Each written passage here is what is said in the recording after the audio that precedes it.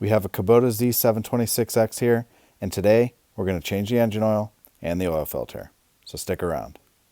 One thing to mention is that before I do any work on my equipment, I always make sure to clean it up first. For this machine, I just use some standard car wash soap, some degreaser, rags, and soft brushes. I use a garden hose, I don't use a pressure washer, and I towel dry it with some old bath towels. It's much more pleasant to work on a clean machine. Alright, this is what you're going to need to change the oil. You'll need some oil. I always use OEM if I can, so I got some Kawasaki FX801V, which it recommends. I got brake clean and paper towels just to clean everything up. The recommended oil filter from Kawasaki, and then just a jug and a funnel to put the stuff back in. And then this drain bolt's a little bit weird. You need a hex, an Allen head, basically, and this is a 6mm. The other thing I'm using is this LED light, that flexes. I'll put a link down to the description of that too, but it's pretty handy to get in here. So this is a really weird bolt. Oh, my light just went dead. We'll see if we can get this in here before it goes dead. This hex key needs to fit basically into this drain hole like that. And then you gotta wiggle it in really good. It's kind of weird. And then you get your ratchet on there, like that, and you loosen it up, and it should start draining out of that port. Probably just stick my hand in there and loosen it up, hopefully, like that. Your oil should start to come out of here, like that. And then once your oil starts to come out, crack your dipstick, open it up, just let it breathe a little bit, and you'll get a nice flow of oil out of here. And then you just wait till it's drained. While that oil is draining out, your oil filter is right here, just above the oil on the back of the engine. So the oil is draining out down here. You can barely see it, but it's draining out just right there, and then the oil filter's up here. And hopefully, we didn't have a crazy person put this oil filter on. We can just loosen it with our hand. Yep.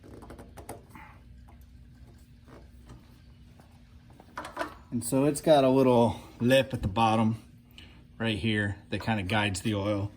When you crack it loose, it's really dumb. It drains right on top of your sensor right there. I'm not sure what sensor that is, but that is, in my opinion, not the smartest design, but oh well. We'll wipe it off when we're done. But you just spin your oil filter off like that. Let your oil keep draining out. And once all this oil is drained out, or mostly drained out, you're gonna want to clean up this surface really good. I use brake clean and some paper towels. That's it. I just hit it a little bit with brake clean, and I clean up this surface real good. This is where the O-ring of the oil filter sits. So you want it nice and clean when you put your new one on. So there we go. Looks really good. Cleaned up. And then we'll just let that oil keep draining. I'm gonna wipe off the sensor just a little bit. That oil gets all over here. And then clean up where that oil drips down on the oil filter too. Just keep that nice and clean in there. Keep everything clean. And then get your new oil filter. And what you're gonna wanna do is oil this O-ring with your fingers and just coat this O-ring. You want it to just be nice and smooth when it gets on that surface. You don't want it to dry rot. And then, it tells you to do that right on it. Coat the filter gasket with oil, and then tighten it with your hands about 3/4 turns after the gasket starts to touch. So you'll put this filter on here. You'll kind of see the gasket start to touch right about there. And then you want to go 3/4 of a turn. So I usually look at some of the some of the letters on the filter, or just pick a point and you'll kind of be able to see 3/4 of a turn. So that's about half, probably about 3/4 right there.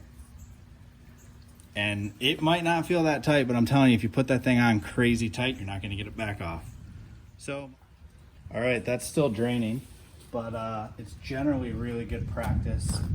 What I do is take the dipstick out, wipe it down real good, and then all this nasty stuff in here, clean this thing up.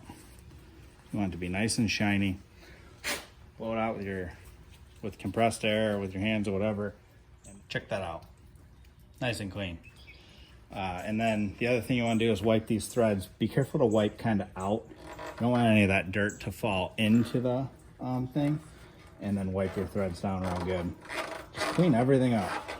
I want to keep everything as clean as possible all the time.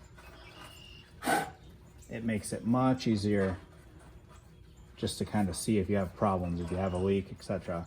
And I even clean all the way down by the filler neck where it goes into the engine. I just clean everything up, and you'll always be able to see if there's oil somewhere. You'll know it's new oil, and you'll kind of know you have a problem. Okay, I tightened my drain plug back down, and it says to use 2.4 quarts of oil. So I'll probably put in like 2.3 or something and then check it. But that's all there is to it. Fill up the oil and check the dipstick. I've got, I don't know, a little over 2 quarts in there. And it takes a minute for the oil to drain down this dipstick hole. So you put your dipstick in, and it looks like it's way over the full mark right now, but it's not really. It's just draining down draining down this tube. So just give it a minute to drain down and just keep checking it till you get a decent reading. And just fill it up until you get between your add and full line. You want to basically be somewhere in here, and then you're done. That's it. Thanks for watching, and if you're interested in other zero-turn maintenance videos, check out my channel. I have a playlist dedicated to the maintenance I've done on my Kubota Zero Turn.